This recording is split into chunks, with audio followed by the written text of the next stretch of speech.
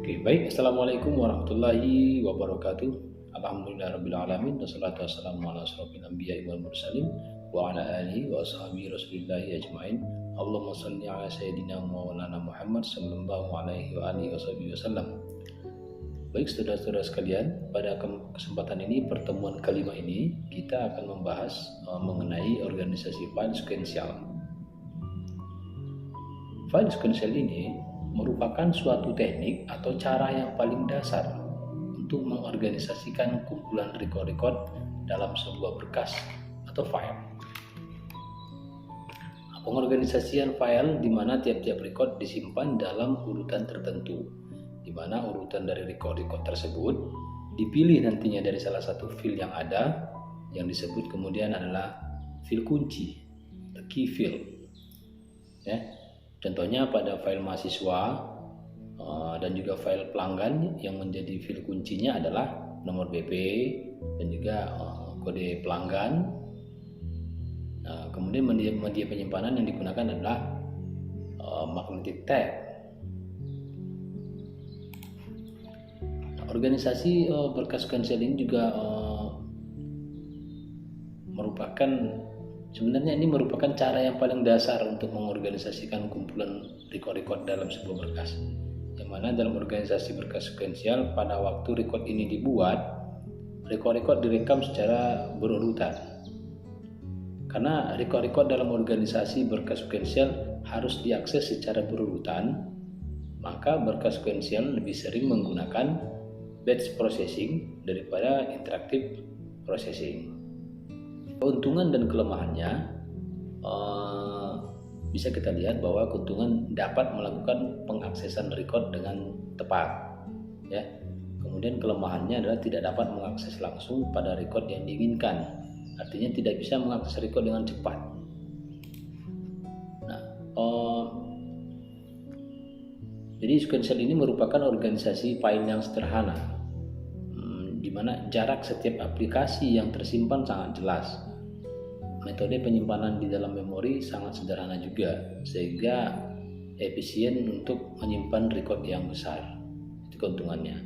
Sangat murah untuk digunakan, maksudnya sangat mudah untuk digunakan, sebab medianya cukup menggunakan magnetic tape saja. Sedangkan kerugiannya, seandainya diperlukan perubahan data, maka seluruh record yang tersimpan di dalam master file harus semuanya diproses. Nah, data yang tersimpan harus sudah urut atau sorted. Ya. Posisi data yang tersimpan sangat susah untuk diupdate. Ya, itu kelemahannya. Sebab master file hanya bisa berubah saat proses selesai dilakukan. Tidak bisa dilakukan pada saat pembacaan secara langsung, atau lagi proses tidak bisa.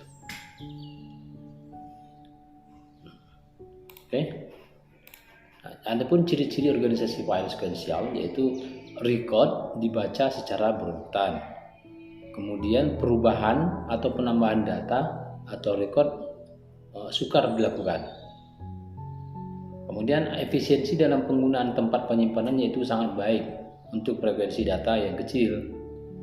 Nah, kemudian data tersimpan secara teratur menurut prinsip FIFO, freeze in freeze out. Nah, oke. Jadi pola akses penentuan berdasarkan file tertentu. Selama berkas sequential dapat dipasangkan dengan record-record yang sudah diurut pada berkas, maka waktu aksesnya sangat baik. Jadi kita harus menentukan pola akses terlebih dahulu, kemudian baru menentukan organisasi berkas sequential berdasarkan urutan yang sesuai dengan pola aksesnya. Jangan sebaliknya. Contohnya berkas gaji yang disusun, ya, penggajian, berkas gaji yang disusun secara sequential berdasarkan NIP, ya, hendak diakses berdasarkan nama, maka program tidak baik.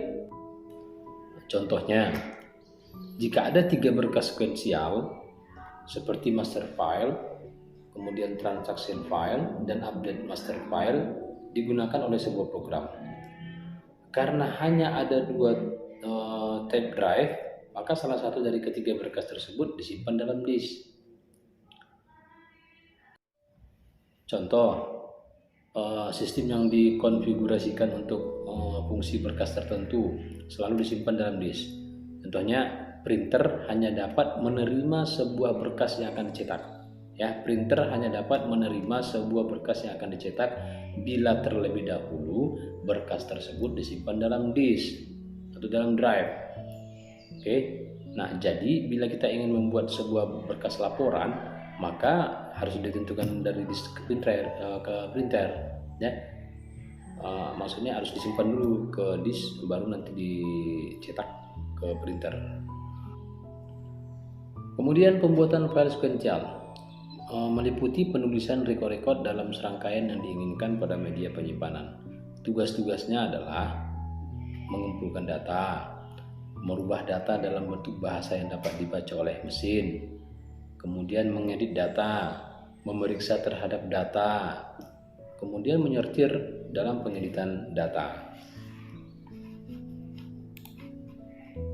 Oke, retrieval terhadap berkas sekuensial.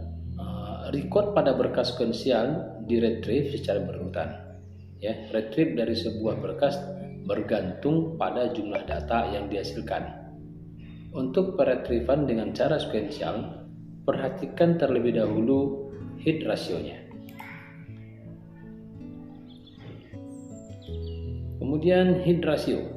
Banyaknya record yang harus diakses untuk mendapatkan informasi yang diinginkan dibagi dengan banyaknya record dalam berkas tersebut. Artinya, semakin rendah hit rasio, maka semakin tidak baik bila menggunakan organisasi sekuensial. Ya, semakin tinggi hit rasio, semakin baik bila menggunakan organisasi sekuensial. Update terhadap file sekuensial. Tujuannya adalah untuk menjaga agar file tetap update terkini.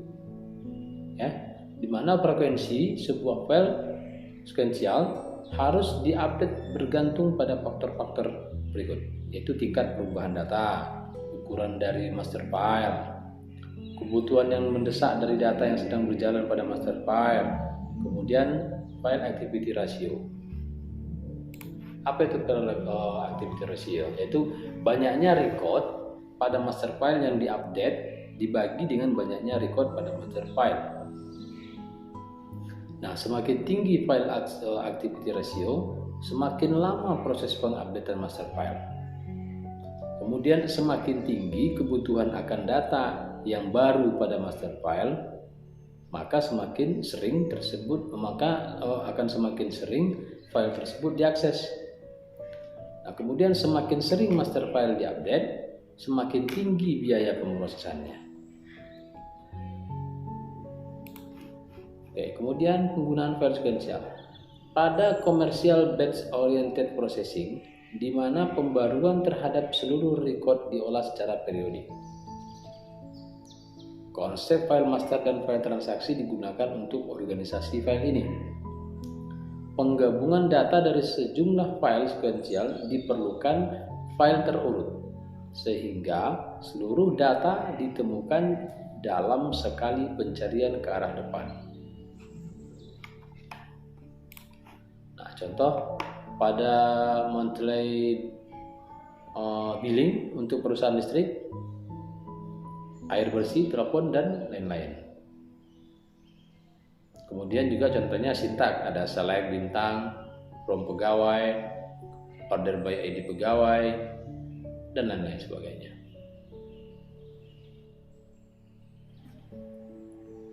Oke, baik, mungkin sampai di sini yang bisa saya paparkan. Jika ada yang salah, saya mohon maaf. Terima kasih banyak atas perhatiannya. Billahi taufiq wal hidayah. Wassalamualaikum warahmatullahi wabarakatuh.